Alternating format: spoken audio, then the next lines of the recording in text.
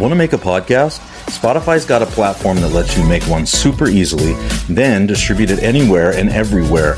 You can even earn money all in one place for free. It's called Spotify for Podcasters, and here's how it works. Spotify for Podcasters lets you record and edit podcasts right from your phone or computer, so no matter what your setup is like, you can start creating today. Then you can go ahead and distribute your podcast to Spotify and anywhere else podcasts are heard. Video podcasts are also available on Spotify. And when you want to take the conversation with your fans to the next level, Q&A polls are the best way to get them talking. With Spotify for Podcasters, you can earn money in a variety of ways, including ads and podcast subscriptions. And best of all, it's totally free with no catch. We've been using Spotify for Podcasters, and we highly recommend you give it a try. Download Spotify for Podcasters app or go to www.spotify.com/podcasters and get started.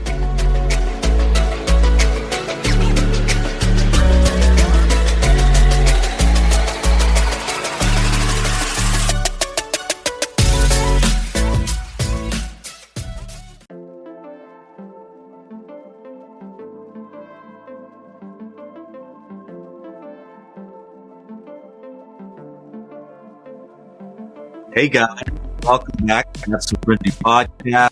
We are here. I'm Rick. I'm Kristen. And he's Lincoln. And he's Lincoln. Football. Cheeks are a little red, but he had a good time. He wanted to be on the podcast. So with that, we just wanted to tell you we had a great time with Madeline. She was such a great host, talking about Tartaria. It was so fun. And we're just getting our feet wet on Tartaria. Yeah. So, because there's so much to it, and there's a lot of deception mixed in with a little bit of truth, probably. So it'll take some time to sift through it all, but we wanted to get you guys started somewhere. So Madeline was willing to come on and talk to us, and we appreciate her doing that because she's put in the 10,000 hours of studying this, and we have it. Yeah, so we're going to ask her to be a full-time guest spot on That's So Fringy podcast. It's just like on Fox News. They got people that come in all the time. That's going to be Madeline. She's our Canadian correspondent. She's our Canadian correspondent on Tartaria and all things Millennial Kingdom. So, guys, don't want to miss this episode. It's such a good one. She does such a great job, and we hope that you enjoy it as much as we did. Can you say bye to everybody? Bye. Say enjoy. Like our Instagram. Send it to your friends. Everybody say it loud. Send it to your friends. Yeah. Send it to your friends. We'll see ya. Bye. Bye. Hey guys, welcome back. Thank you for listening to That's So Fringy podcast. I'm Rick. I'm Kristen. And we are here today with Madeline. She was so just gracious to come on and talk to us about Tartaria, because this has been a subject we've been wanting to dive into for a very long time. But as you guys know, we've been building kind of in our podcast space. We've been trying to build from who are they all the way up to all of these other, rabbit holes and branches that you can go off in. But we wanted to make sure that we had a good solid foundation first, so that when we do introduce new topics, we already kind of know what our foundation is. And so with that, I'm going to introduce you to Madeline, because we can't even believe you're here. We've been looking for somebody to talk to us about Tartaria and has the knowledge, and it sounds like you're the person. How are you today? Hi, I'm great. Thank you so much for having me. I'm up on the west coast of Canada, on Vancouver Island. I'm a mom. I'm an IT manager. I pretty much just keep really busy, but in between, this is pretty much my all-consuming hobby, I would say. Yeah. How did that start? You just stumbled on it on the internet, or was it? Yeah, it is one of those things that you hear in passing now more than you used to. And when I first heard it, I didn't even clue in what it meant. It was a weird word. I was like, I have no idea what that is. But eventually it cropped up enough times that I started to pay attention. And so I thought, I'm going to check this thing out. Yeah, that's kind of how we've gotten it too. We've gotten it in like little, Instagram reels or TikTok things, and just like little bits at a time. But it's such a huge subject. I mean, there is so many different ways you can go but do you mind just kind of giving us a basic foundation of what is Tartaria, basically? Yeah, sure. Okay, so Tartaria is a term, I guess you could say. Some people, I guess in the community, it's used as a name for what was a old empire. And it's an old empire that has been lost. And, these concepts relate to a lot of old places, but this is the kind of old empire that you can literally walk out your door and you can go look at it wherever you are in the world.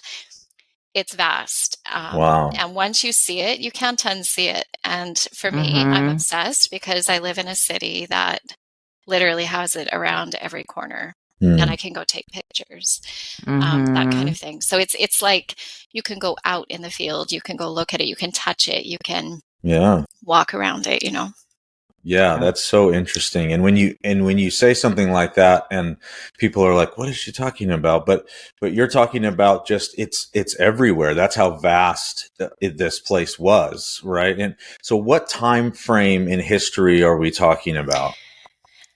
I think it's really debatable, and that is that I would say it's an unknown. A lot of people think they know, but from what I've seen, it is it's hotly debated as to when the timeline, because one of the foundational principles of this whole thing is timeline.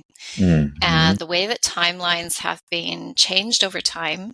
So our calendar has changed, our dates have changed, and this is going over like maybe 1,000 years. We've seen changes happen, and maybe different reasons, back that up. But ultimately, we've lost a grounding in what year are we even in, and so to know that as a starting point, but then to realize that there has been intentional cover up as well.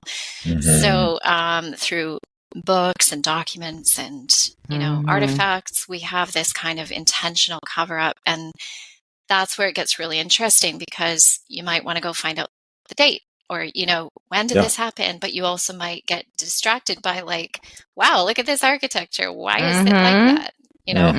Yeah. I think my first big dive into it was a series by Ewar Anon. I don't know how many people have listened to him, and he's not a Christian, so it doesn't really give you any type of biblical anything, but he had this whole series on hidden history or alternative history or whatever, and he went into some of the architecture of these people, that like, why would this be buried so far underground? It was just crazy. We'll probably have to put that in the show notes or something, but there's lots of pictures and videos and stuff that's like, okay, how do you explain this? Yeah, he is a good source. And just speaking of sources, there are a lot of people who are going down very specific interests within the Tartaria, under the Tartaria umbrella. So Awar is one of them. And there's a lot of Christian contributors to this as well, who are going down their individual interests. They're taking sort of a specialty look at it, whether that be, apocalyptic, or whether it be from a religious perspective, or whatever, technological. Yeah. So where are we talking, like, location wise? Can you explain a little bit of where this empire? I know it was worldwide, but like kind of where it started, or I think if just going by the name of it, there's been some assumptions made that the eastern sort of Siberia, kind of that region of the world, is where it rooted from, it kind of sprung from. Whether that's based in truth or not, I really can't tell you. Calling it Tartaria is just kind of a label that everyone recognizes, so we just keep using it. But I don't think you could categorically say, it came from there. Sure enough, that area is called Tartaria in the old maps and in the old ancient documents, but it's really hard to like nail down exactly where it started. I'm fascinated about what you said about time and changing time, because I know there's a lot of people that don't even realize that we have been on several different calendars throughout time. Like there's a Julian calendar and there's a Gregorian calendar and there's many, many others. And if you think about that, like that's a little weird in my estimation, because if you're going to continue to change the calendar, like as an example, if you become a Roman ruler and you want everybody to be under your foot, then you could change the entire timeline and tell them whatever you want to tell them, and you would be a god in their mind. You have created your own system that they have to follow because they're under this system. But what it does is it negates God's system, which very interestingly, and I don't know if you're a flat earth person or not, but very interestingly, the earth is built like a clock. I mean, everything that happens on the flat earth is a clock. And so this is why it fascinates me so much, because people say, well, why would the government lie to us about the moon and about this and about that? It's because they're trying to hide God from you. Because if you're on the same exact timeline as God, then that verse that tells you that the stars and everything shows his handiwork, because everything's moving as it should, and you can, I don't know, navigate the seas by it and everything like that. Like if you can hide that by changing the calendar and changing the timeline so people don't even know who they are or where they are in history, it becomes very confusing, which I think is the point. Yeah, I agree. There's your Julian calendar, as you mentioned. There's the Gregorian. There's a Coptic calendar, which is like Ethiopian. And something I actually found, it came across the other day. There's a verse in Daniel 7:25. It says, "He shall speak words against the Most High, and shall wear out the saints of the Most High, and shall think to change the times and the law, and they shall be given into his hand for a time, times, and half a time." So, it gives you that impression that there is a deeper reason why this is all, carried out in the way that it is, and really definitely to confuse people. Why else would you go and commission people to fabricate, history and hide things and what's conspire. that your dad always says? If you win, you get to write the history books. Well, yeah, he says the history books are written by the winners, because the losers aren't there to write it. So and it only takes, they've proven it only takes 3 generations to completely rewrite history. Like it really doesn't take that long. So, because I remember my great grandparents, they knew the earth was flat. They knew like it was not. And now all of a sudden in 3 generations, people don't believe that anymore. So it really doesn't take that long to totally redo things. Yeah, exactly. And what's really interesting, you mentioned, Rick, the way that the earth is actually designed is a perfect timepiece, like according to the lunar phases, right? And so that was the Hebrew calendar that God gave to help with those seasons and all of that.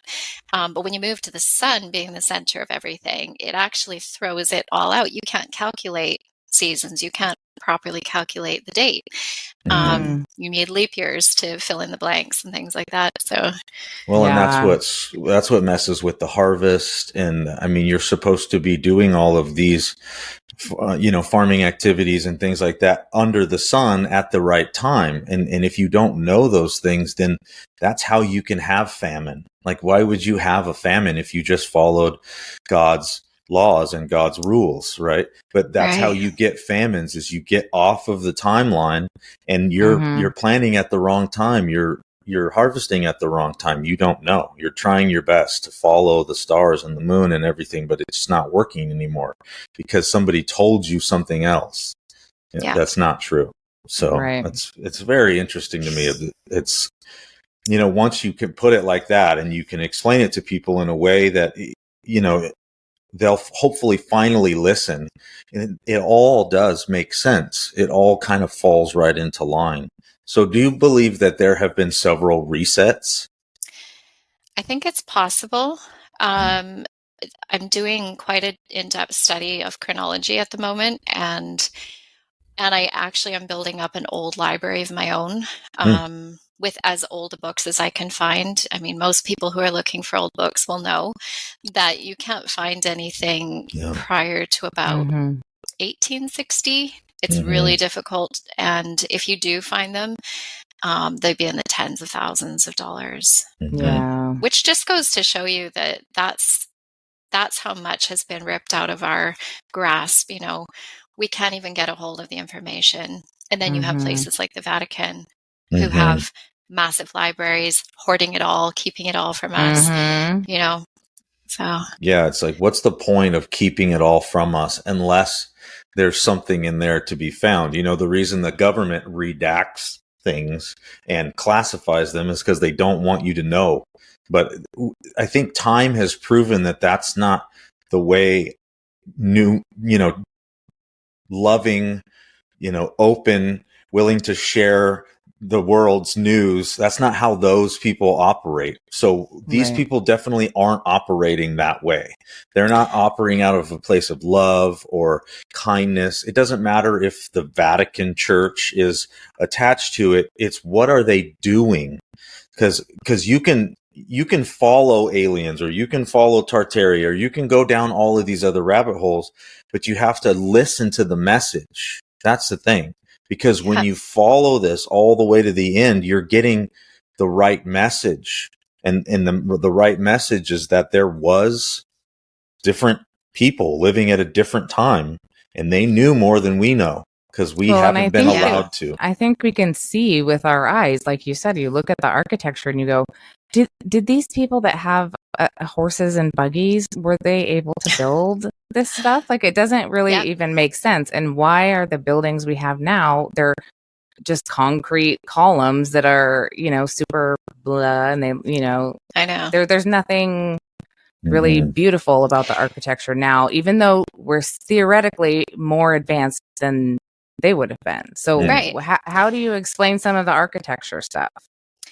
Yeah, it's really difficult. I mean, I'm just going to use a local example. So here in Victoria, in British Columbia in Canada, we have what we call the Legislative Assembly building, or some people call it the Parliament buildings. And it would be a classic example of the type of building that you'll see in every country of the world, every major city, everywhere. Like, this is, there is no country untouched by this. There's no major city that doesn't have this kind of architecture. And yet they'll tell you that in 1901 or something that they, commissioned, or that they used to do this. This is the usual story. And this is all over the world. The story repeats itself, that they put out a competition for an aspiring architect who would come and draw designs for a new building. And then seemingly unexperienced architect would just pop out of nowhere and somehow be able to build this thing in like 3 years. Right. And and just, if you have any logical sense, you can't, it doesn't happen. Like, across from where we live, there's a big apartment building. It took 3 years to build it. It is a rectangle. There's no design. Right. Yeah, and I saw a thing. I don't know if you know much about this, but in part of that documentary was how the architecture is so similar across the globe, which doesn't you can't even really call it a globe anymore. Anyway, so the architecture is so similar, but it was specifically talking about the spires that are on top and how those. So, what are your thoughts on can those conduct electricity? Like, how do you think that all works? So, what I found is, and this is actually a huge, there's a huge community looking into this hidden area of science, which would be your atmospherical aether, and that has actually been hidden. And if you think about it, and once you start looking into it, you realize that those cathedrals, those old buildings with the pointy spires on them, and if you look at somewhere like Milan or Barcelona, where they have a lot of those, they were literal powerhouses, which also explains why they were built on ley lines the Earth's power grid. And they harnessed they drew down the ether through means of what we can only assume is frequency, vibration, the way that the sound of something like a bell or bells, organs, pipe organs, blasting out, even the choral, the voices, people singing in the choir, and how the acoustics of the building were in such a way that they would actually, that the sound would go up and out. And the fact is right now is all of our electricity is harnessed inside cables and delivered to us through holes that we get charged for. So the free aspect of it living right in the air above us is quite interesting. And a lot of people mostly want to know how to get a hold of that. I mean, it doesn't seem that crazy when you think, where does our electricity come from now? It comes from these weird little cables in the ground. And it doesn't seem that crazy that you could put a spire that goes up. And then if the electricity is coming from above us, they just draw it down and it's still delivered in a very similar fashion. It doesn't seem that crazy, I guess. And then there was another component of like the magnet. There's a lot of architecture that have these arches that kind of, seem magnetic, and they're built around waterways. So you've got water below, and then you've got a magnet, and then you've got a spire. I mean, it seems like it could work. I don't know. Yep. And that Awar, the person that you mentioned earlier on YouTube, he goes into one of his videos, talks about the water that would come from natural springs under the cathedrals, and the way that it's possible they were healing, right, by way of connecting to that power source. And I have a whole other niche kind of fringe idea along with others. I've just picked up ideas from other people, but in the Christian community, there is a group that believe that this is actually remnants of the millennial reign. So that is another aspect that I personally, that's kind of where I go with it. I'm doing a lot more research around that, but initially, all of these foundational pieces kind of start to pull you into the story, the true narrative, if you will. Well, I'm willing to go down that rabbit hole. So this is what I do. So you say something like that, and I'm just like, all right, let's talk about this. Yeah. So in my estimation, there is a time in the Bible that says that there is going to be this millennial reign, right? And in that millennial reign is going to be with Christ the King at the helm. And that's what we see. And that's to come at some point. But we've been talking about changing timelines. And so how would we know that hasn't already happened? We wouldn't, because the timeline would have been changed. And if you can change the timeline, you can change the ideas and the thoughts and everything like that. And so we have to be careful when we're quick to jump to that can't happen. The millennial year reign already happened. That can't have already happened. That's coming. I get where you're coming from. And I would have thought the same thing if I hadn't seen all of this evidence that Madeline is bringing to us. Madeline is telling you the truth. She's not like those people that are hoarding the information. Remember, as we talked before, Madeline is willing to give it, and not only give it, but give it freely. She's putting it out there for you. And so when Madeline says something, you should probably listen, because she's telling you that this is something that is very possible. And if you look at how you're bringing energy from the sky, putting it into water, and then you've got aqueducts that go all over in all over the world. This aqueduct could take water all throughout the towns and the cities, and that's holy water coming into from the ether. And then you're singing in a cathedral. I don't know how many years ago was that I did that wedding in LA. It was like probably 6 years ago. Yeah, I want to say, but I officiated a wedding for my cousin. Shout out to Taylor. I was up on the stage, and they started playing the what's it called? Well, it looked like a castle. It was a church, but it looked like a castle. I mean, and the whole wall was a pipe organ. It was they absolutely started playing the organ, and incredible. It shook the whole building. I mean, the pipe organs were built into the walls all the way around everywhere. It was the most and everybody was surreal thing. Like it was almost like people couldn't move. Like we were all just like.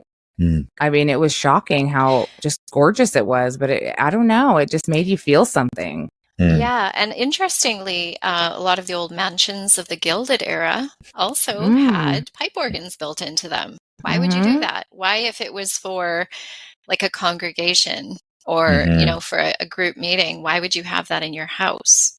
Yeah. And you'll even remember like some of those spooky old movies, there's someone playing a pipe organ in like the big old mansion. And they were building for the purposes of energy. It's fascinating. The whole tech side of this is tech is interesting. But if you want to go back to the millennial reign just for a second, I think we touched on something that was interesting. So when we talk about the Daniel 7:25, which says, "He shall wear out the saints, the Most High shall think, and shall think to change the times and the law."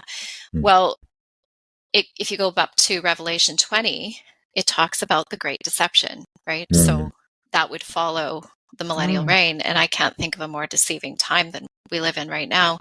Yes. And I can't imagine it being any more deceptive than what we have right now. So that aspect of it got me thinking. And I thought, wow, once you start to realize things like the earth is actually flat, why are they going to this level of deception? And everything else just starts to flow into that. The word NASA itself meaning to beguile.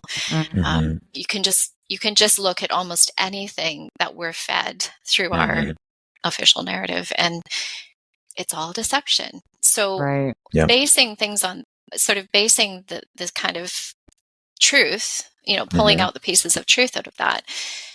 There are a few things that I've found in my research. And so if you go back to what Jesus said to the people that he was standing with, and you could say this is some kind of a preterist eschatological view, but the people he was standing with, he told these things shall come to pass when he was describing the destruction of Jerusalem, when he was describing the Great Tribulation and all of the things that he was telling them was going to happen.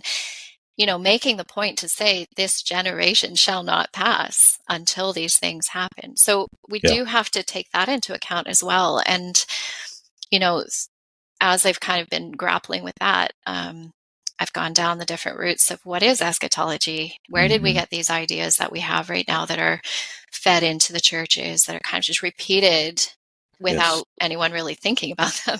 And you realize that a lot of this came through around about the same time as what we would call the reset. So like the most recent reset, which is around, kind of the mid 1800s. Most people are agreeing sort of early to mid 1800s, which would include, Sorry, go ahead. Oh, I was just going to say, because that's when you see these people start kind of coming out of the woodwork around all these really high-tech looking buildings and and that's what Kristen was talking about before, where you've got horses and buggies, and these people they don't have power tools. They can't, and these huge cathedrals and stuff were built by those people that doesn't make any sense. And those are the pictures that people are finding, and those are the things that people are saying. Like San Francisco is one example where it's like San Francisco's all built out, and then these people are just like walking into it, like they're just finding it for the first time. And then it just keeps really interesting.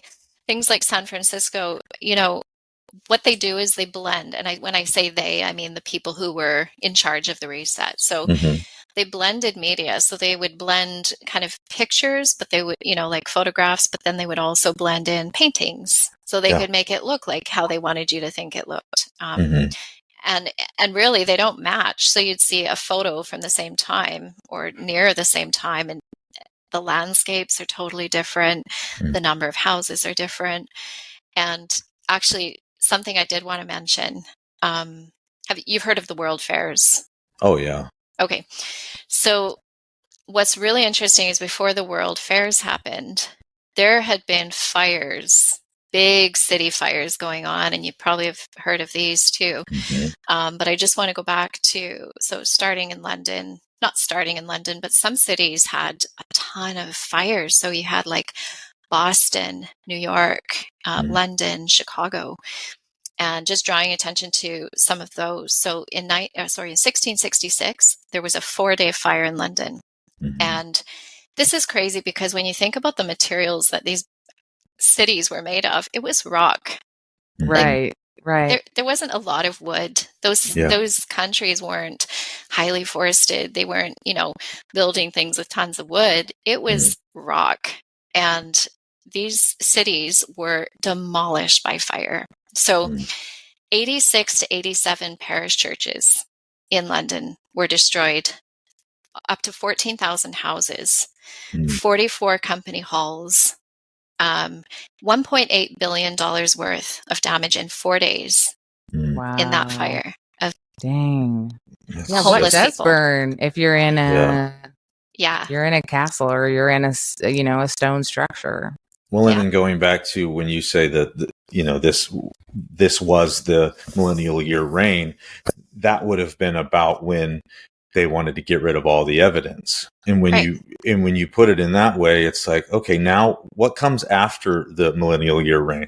Well, there's more stuff, and you got to read your Bible to find it. But there's stuff out there that is telling you that there's more to come. And if we're in this more to come, like I said on the last one, if I was wearing a "What Would Satan Do" bracelet, I would probably burn all of the evidence. Right? Yep. That's what I would want to do. Yeah. I mean, you had, so just going back to San Francisco, they had this earthquake that allegedly caused a massive fire in 1906. 520 city blocks were destroyed. Wow. 4 square miles, 3,000 buildings. Yeah. Like, we're talking insane levels of burning. And this was not just a couple of cities. This was all over the place. The state of Washington, Seattle, Spokane, and Ellensburg there were 3 cities that were burned in 1 year. But the worst of them was actually Michigan. So in Michigan in 1871, Chicago, and then like 6 other towns all burned on the same day. How does that happen? I mean, it's kind of like what's going on right now, right? There's just fires everywhere. They're trying to like burn all the evidence, right? Yeah. Because why? Because they're doing stuff they're not supposed to be doing, and they don't want us to find out about it.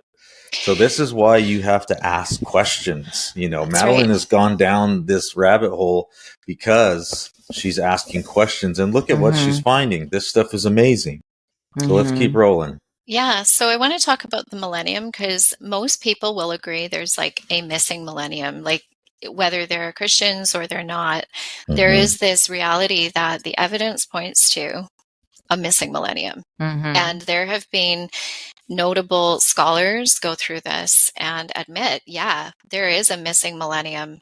And they've taken it from mathematical perspectives, but they've also taken it from like historical timelines, like how did all these wars happen in the same year by the same person, which was like geographically dispersed to the point where you couldn't possibly get from there to there and beat another, opponent and take over their government. Like, it's ridiculous when you start actually looking at all of the historical narrative that was almost fabricated.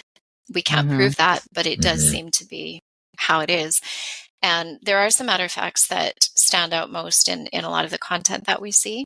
So one of the things most people will talk about is the dating on things like coins, artifacts, documents, pictures, and like books, old books, is that they put an I or a J, so a letter I or a letter J ahead of the numbers. So you would have like a little I and then 700 as an example, or a little J and then 700. And at some point, they just started replacing the I and the J with like a 1. So it would be like 1700. Oh, yeah. And some people have speculated that the I or the J refers to Jesus or Jesus in Greek. So that you'd have the year of our Lord Jesus, 700, that kind of thing. Oh, interesting. And that's something that you hear all the time, right? In the year of our Lord. And that's Right. how things were done in the military, even today, when they do a ceremony for, somebody's getting more rank or moving up. There's a whole ceremony, and it says on the document, in the year of our Lord, because I think a lot of the military traditions and things have carried over because they use the military to move things in the direction that they want to do. When you do a military coup, right, then you're the one that takes over, and then you have a lot of those same military traditions and things like that go with it. That's why like in World War II, now we still have a lot of Nazi type stuff going on. It's the same thing. Yeah. And capturing things like, yes. raiding artifacts and actually going in for the purpose of taking things that, you want to have control over. But so there is consensus on that, I would say, between Christians and just, people who aren't Christians, looking at the evidence, weighing it up and saying, there is actually. So there was a Russian named Anatoly Fomenko.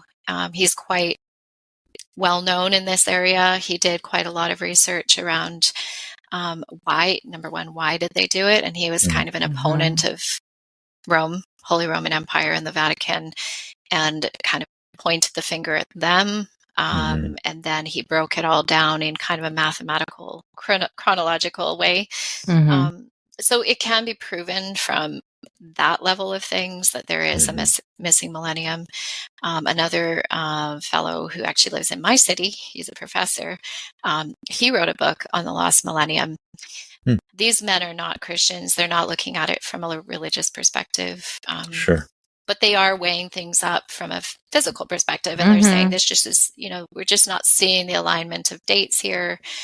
So on that basis, I think, you could kind of turn to somebody and say, hey, this millennium's missing, and we can give you some good evidence. We could pull it out of these books, for example.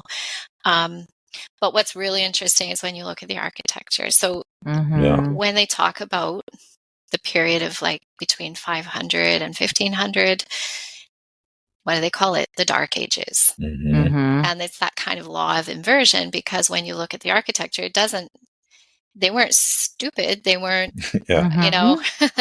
unskilled. They weren't, they weren't just living in little mud huts. They were actually whether it was God doing it miraculously or the people building it. The structures give the whole, a much bigger picture of what was going on at that time. Yeah. And I would like to add as well that I think the other thing that pushes me in the direction of that being the millennial reign is that we were told that in the millennial reign, we, the saints, would reign as kings and priests. Well, who was reigning during that time? That was the church. There was no government. It was completely a Christian society. Well, yeah, I mean, even when you take, like, if you're going to lie about the Dark Ages, what was it really? It was the Light Ages, right? Exactly. Which is when the J was there, right? And if it's the Light Ages when the J was there, then that means that was a millennial reign where they had these huge buildings where they were pulling energy from the sky, and they were going through these cathedrals that had all kinds of organs through them. And if you worship in those cathedrals, there's a vibration in there that I've felt, she's felt, like it's different. And then and then we know that water has memory. They told us that in Frozen, right? Which is true. And it takes all of that worship, all of that energy from the sky, and it puts it into the water. And then it's taken out these aqueducts all the way out to all the people in all the houses and the water that you're using is the water that you made earlier in your communion with God. And you could do that every day. Because that's those what big you do in pipe the millennium. organs, you don't just have to be in the church to hear it. You can hear it. You can hear it. The whole town can hear it and feel it. It's I don't know. Yeah. And they've done tons of research studies on if you play music for your plants or whatever, they do grow better. They grow bigger. They grow faster. It's something about the vibration of things, there's something there. Yep. Exactly. And you guys probably know, but just to mention it, is that when the Nazis were messing around with their experiments, they were actually changing the frequency of music. And that's why we have a loss of sound. And something that bothers me now that I kind of am exposed to all of this is, modern churches. It kind of makes me sad. Modern churches are all inside these black box rooms with electrical sound, and, the media is all electrical, and it's all kind of enclosed in this dark space. You can worship God anywhere. It's not really a negative in that way. It's just, I wonder what we've lost by not going into those spaces and utilizing the power that is created by worshiping in there, like you've mentioned with that church, Yes. Yeah, it's so interesting, and it makes me go, it makes me get excited to know that, when you picture, everybody has this escapism view where we're escaping to go to heaven, right? And so we're not really thinking about what's going on right here, right now, because this sucks and this is not my home, so I'm going somewhere else. And that's terrible, because when Jesus came, he was trying to fix everything in the short amount of time, because he knew he was going to come and then they were going to kill him. And so there was a short amount of time that he had. And what was he doing during that short amount of time? He could have been doing anything. He could have been surfing. He could have been climbing. He could have been hiking. He could have been doing anything that he wanted to, but he was doing the Father's will, which was making this realm a better place. And that's what we're supposed to be doing. We're supposed to be making this realm a better place in everything and every day.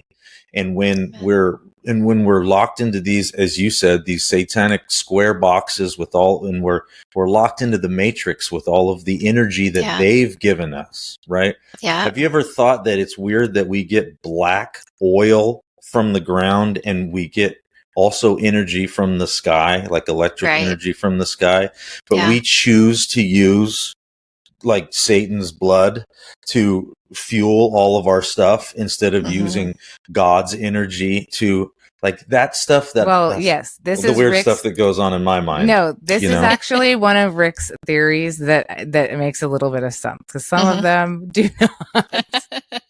You get one every once in a while. He was explaining to me that, when we were getting power from the ether, or whatever you want to call it, before, it was this clean energy that we were meant to have. And then all of a sudden there's this transition into oil. And where do we get our gasoline? And how do we, even the electric cars, they have to be charged by something. Yeah. So they're charged by, they literally have generators in the back of these electric cars that are running on gasoline to charge the electric car if it dies. Crazy. So we're getting this black oil, this black goo, instead of this beautiful, stuff from the sky. So I don't know. Yeah, things were so much cleaner before oil. I agree with you. Like, it has, you can't deny it causes pollution, and it does kind of. You wouldn't sit behind a car and breathe it in, like. Yeah, you can, but that's it's a quick way to get to heaven. Yeah. Yeah. Yeah, and I found an interesting technology the other day. So, in San Francisco, the cable cars, right? Well, did you know that cable cars were in, just like all the other architecture, these were in every city of the world. And I don't know if you know the technology that was originally under there. I just found this out. So basically, they were pulled along by cables under the street, and there was massive gears actually under the street, which they have now utilized the tunnels for those into subways and underground tunnels, right? Yes. But they changed them from being what was a cable, into like an electrode system. So you'd have, instead of the cable coming up from under the street in this gap that went down the middle, you'd have sort of a two-pronged thing going down, and it would pick up an electrical charge, and you go that way. Yeah. It's kind of like those little racers that you used back in the 80s that would race around on the track, and if you went too fast around the corner, it'd fly off. Yeah. Yeah. That's interesting. Yeah. Huh. And totally clean, right? Like there was no pollution, there was no electricity somebody could get blasted by. It was just a cable. And they used similar technologies to go up hills. So I think they still have them in some more ancient sites, like in England. Some of the castles still have these functional kind of uphill. I can't remember what they're called, but it's almost like a system that it pulls you up as you. A gondola? It's like kind it's of like built onto the mountain, and it's like these things that pull you up. I've seen that. Yeah, it's interesting how they have all these different types and ways, pulley systems and things, and that electricity, instead of using this gasoline, where it's causing fires and combustion and pollution and all of those different things. It's very interesting to me that in a society, that's pretty smart. I mean, we build a lot of things. But then you have the regulators that come in and say, you can only do so much stuff, you can only do this, or you have to do it this way, or you have to do it that way, and codes and laws and rules. And like, you couldn't build a house right now, even if you figured it out how to pull from the ether and just put that in your house instead of wiring the whole thing, you wouldn't pass your permit inspection. Exactly. You would have to like fake wire the whole thing and then put your little box. You can't even do it if you wanted to.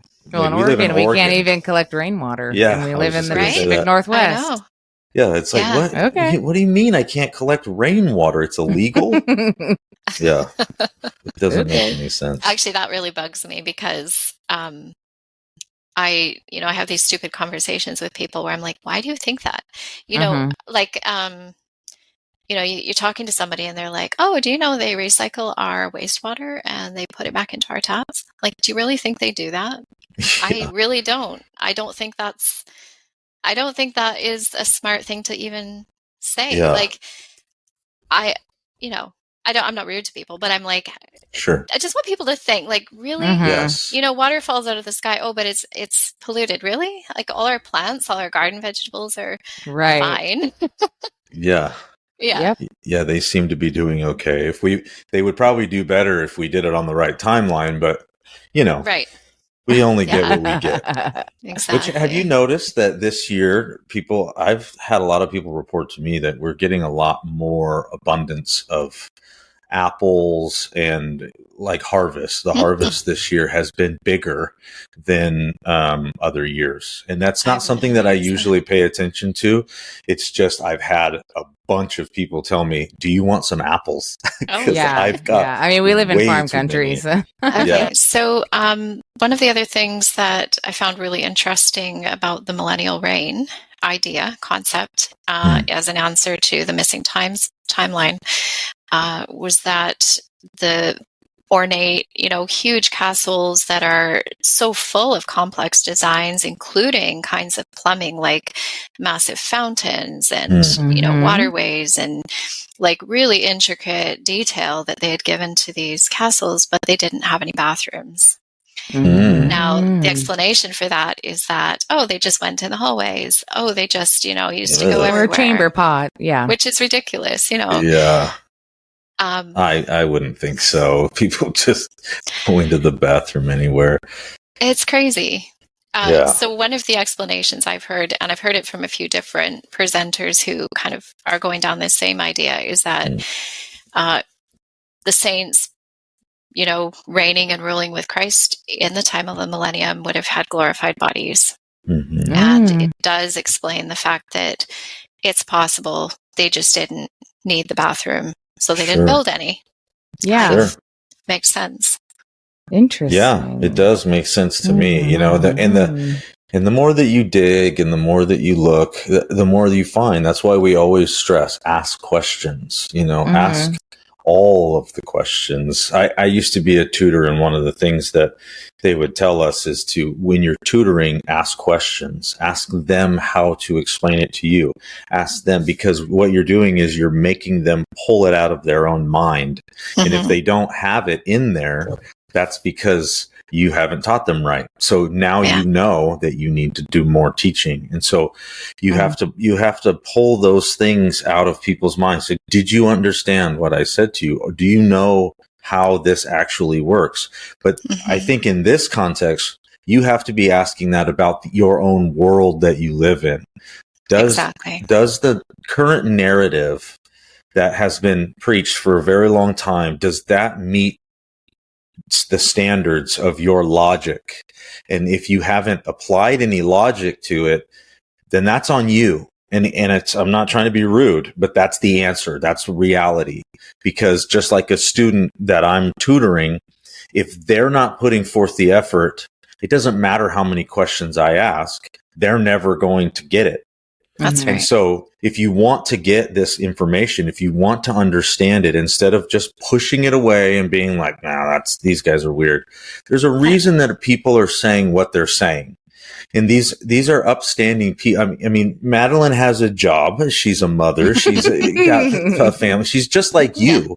Yeah. She's just like you. She's just asked the right questions and she's gone down the right paths. And that's all that we're asking of our audience, is to just not be somebody that either pushes away information or just says, these guys are crazy, and goes on somewhere else. Not that I need the viewers or the followers. It's about the knowledge. We have to gain the knowledge because that's the path that we chose. Yeah. We chose the path of knowledge. That's right. It is what it is. That's the curse. And so we have to go down the path of knowledge until we can figure out where it is that we're supposed to be. And they do that in Ecclesiastes. And we find out at the end, just follow after God. That's all you can do, because he already knows it all. And that's what we're supposed to be learning on this earth. Exactly. And I do like in Revelation where it talks about the great deception that follows the millennial reign. You know, it all just fits together for me. I mean, everybody's coming up with sort of hypotheses in this, but when your guideline is the Bible, and when you have the Holy Spirit in you, there's certain things that just speak to you because the Holy Spirit will reveal them, or, make it like, this actually aligns with the scripture. This makes sense. I mean, and that's why the foolishness of this world doesn't make sense of the things that we say half the time. So, you go into these groups that are talking about, the technology in the Tartarian, and it's all great. They are finding out really interesting things, but the true nugget at the bottom of it all is, if we do live in the time of great deception, and it's only the elect that aren't going to be deceived, what are we aiming for? Are we aiming for free tech? Are we aiming for free energy? What's our aim? Yeah. What are we paying attention to? Is it, a lot of people talk about Nasara Jasara. It's all about the money. We want to have our freedoms to do this and do that. I get it. We've been living in this system for so long, but is that the goal, is to get more money, or like you said, tech? Yes, it would be cool to be able to fly around in a flying car. Yes, it would be cool to have all of this extra tech, like a food processor that just makes your food for you, just like on Star Trek. Yes, I would like to go into my room and just have the food come. Yes, my wife is like, yes, this is great. But that's not the goal, right? Those are distractions. Those might be blessings that God is going to bring to us, but that should not be the goal. The goal should be following after Jesus Christ, because that was what we were asked to do. So we have to be very careful, as we always say on this podcast, because when you get into this information warfare, right? There's like truth here and truth there and truth here. And then you've got all of the stuff in between that has been tweaked just a little bit just to throw you off. Like you said with the frequencies, how they changed the sound frequencies. This guitar, which way? Behind me. I was going to say, he's got his tune to the... Yeah, it's 432, right, and it sounds great. Awesome. Yeah. Yep. We play that music around the house. Yeah, you have to. You have to think that this stuff is, if you try it and it works, then it's probably a thing, right? Because God is not going to give you confusion or things. That's what the enemy's giving you. That's why you're so confused right now. Yeah, we have to pay attention to the things that make sense to us. Use our God-given knowledge, logic, all of those things. It's wisdom versus book knowledge. Yeah, where do you put your trust? In the knowledge of man, or in the what God has revealed to us? And, the things of God are often a mystery. It's like, Yes. why are you telling me this? Why are you leading me down this path? But God has his purposes. And I think that's why we're having this conversation right now, to be honest. I think it's fascinating because you think there was people that would have visions or have dreams or whatever, but then they needed to have an interpreter because it didn't make sense to them. So if we're getting together from across the world and we're all sharing knowledge together, you might have a nugget that Rick can interpret because he was meant to interpret it. Like exactly.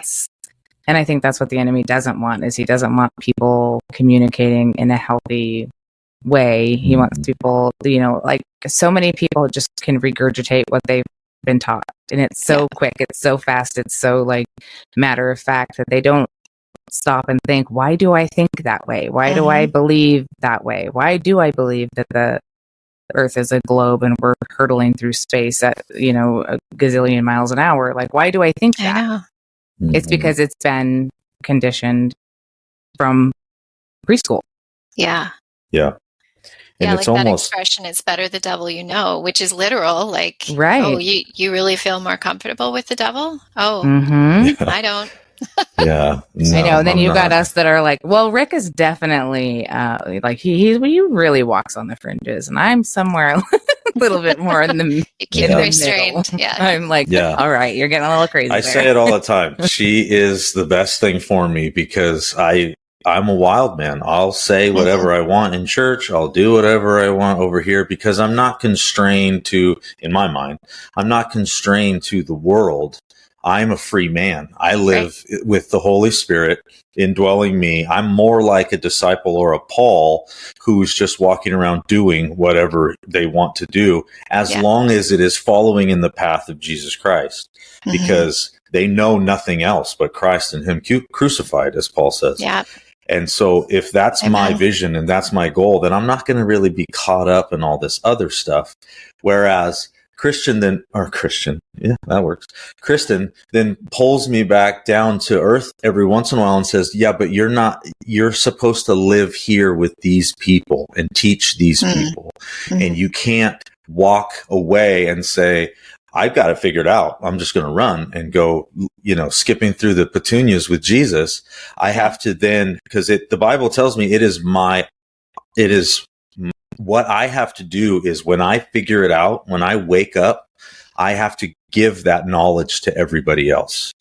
That's kind of part of the deal, right? You don't get to hoard it to yourself. Jesus is very clear. You don't put your light under a bushel and think that the rest of the world doesn't get to know. No, when you know what you tell everybody.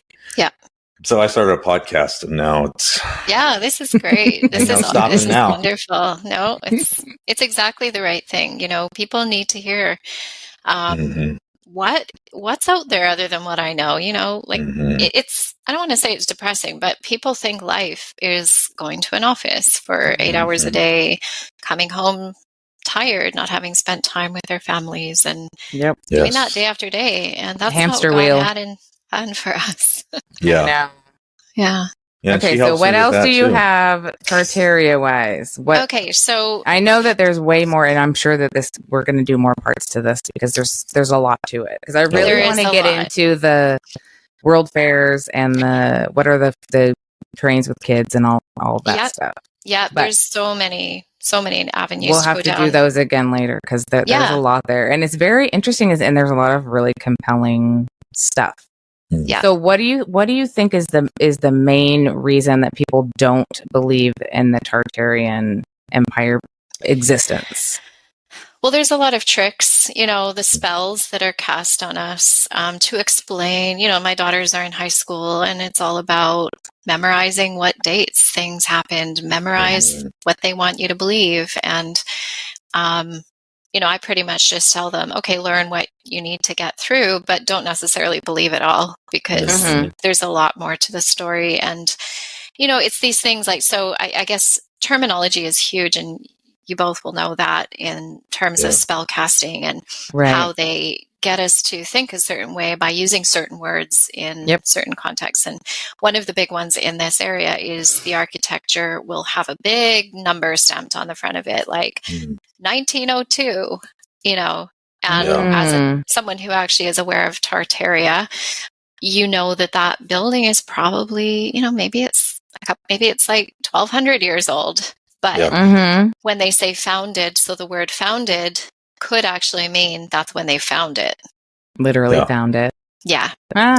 So those kinds of things, you know, I think that's just an interesting avenue to go down, is what is the language around architecture? And then when you think about the likes of the Freemasons, how involved they've been in really architecting what we know as our current day society.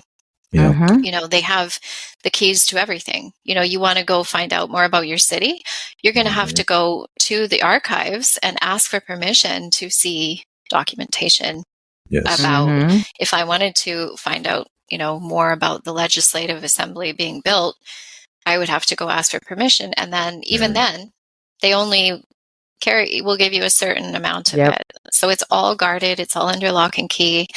And the other thing they're doing around the buildings is here and probably everywhere is they gut them out. And I don't know if that's to get rid of the technology, like fully just kind of like wipe it out of the building, or if that's to hide some of the architectural features that would be hard to explain. But they keep the front and then they build all in the inside and a new, you know, internal part of it. Or maybe it all was burned. That too. Yeah. Like most major cities have been burned. Like Victoria, Vancouver, Calgary, like all the Canadian cities have had fires. Oslo got burned. I remember. Makes you wonder what DC looked like before. I know. That's true. Yeah. Go ahead, Oslo. Oh, my mom is really big into genealogy, and there's a lot of stuff that you can't find because they burned everything in Oslo. They burned all the records, and it's crazy. Yeah, they do that. And I think on my dad's side, so we're Canadian, we can go back as far as my dad's dad, who came over as, you know, I've looked at his records. His parents both allegedly died when they were fairly young. That's the narrative. You know, they give them names, they put them in this genealogy machine, and you don't know any more than that. Like, that's all we have to work by. But, you know, in future, we could talk about orphan trains. And that would I be believe that's interesting. probably part of most of our history, especially if we live in North America. Yes, I would agree. I think so too. Well, this has been awesome. This has been so great. And I've just loved talking to you. You're so knowledgeable. And we just hope to have you on again because I want to talk more. So it'll be selfish for me. I'll bring you back on. And then also, I'm sure other people would like to hear that conversation as well. So with that, for sure. We'll let you get going. But do you have any, are you broadcasting in any way? Are you doing any blogs or anything like that? No. My story is that I came back to the Lord a year and a half ago. So this is all like, you know, I was 25 years in the wilderness. I came back to the Lord a year and a half ago. So I'm just putting my head down. I just want to know everything for, you know, before I even start really, like, I would like to start something, but it's going to be at a point where I feel not that I know everything, but that I have a real good, clear understanding of things, and just to have those conversations. Well, it sounds like you're asking the right questions. And hopefully we can have this too. I'm pretty sure you'll have a permanent guest spot on here that would be awesome. As our Tartaria expert. So I know. Stay tuned, everybody, because she's going to do some work and give us some knowledge, and we're excited to hear about it. All right, Another Madeline. thing that always, one more thing to add. They anything that they are working so hard to disprove, it always like perks my ears up a little bit. So most things that you read and see are going to tell you why Tartaria did not exist. But which is possible that it didn't. Who knows? We don't really know. But I think anything that they're trying so hard to disprove is worth looking into. Just give it a look. Give it a look. Don't come to any conclusions. Don't. Are we right? Totally. I don't know. Exactly. But just ask the questions, do the work, do the research. You've got plenty of time. I know everybody's like, I don't have enough time. You have plenty of time. Turn off the television, turn off the music, turn off the distractions. Just get into it. Take the time. That's, if you want to learn the guitar, you got to learn. If you're going to learn the drums, you got to learn. If you're going to learn the keyboard, you got to do the work. So do the work. All right, you guys. This has been That's So Fringy podcast with Madeline talking about Tartaria and the Millennial Reign, possibly. Kristen's here, and we are out of here. We'll see you on the next one, guys. Bye. Bye.